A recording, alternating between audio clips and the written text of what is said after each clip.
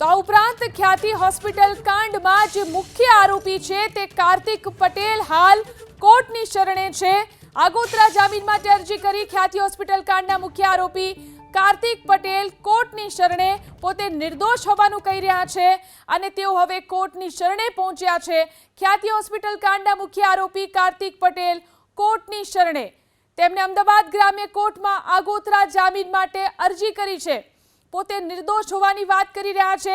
ધરપકડથી બચવા માટે કાર્તિક પટેલ કોર્ટની શરણે પહોંચ્યો અને આગોતરા જામીન માટે અરજી કરી છે। સમગ્ર કેસમાં પોતે નિર્દોષ હોવાની કાર્તિક પટેલે રજૂઆત કરી છે। તો ખ્યાતિ હોસ્પિટલ કાંડનો મુખ્ય આરોપી કાર્તિક પટેલ કોર્ટની શરણે પહોંચ્યો છે। અત્યાર સુધીમાં 6 આરોપીઓની પોલીસે ધરપકડ કરી છે, ત્યારે મુખ્ય જે કાર્તિક પટેલ છે તે કોર્ટની શરણે પહોંચ્યો, આગોતરા જામીન માટે અરજી કરી છે।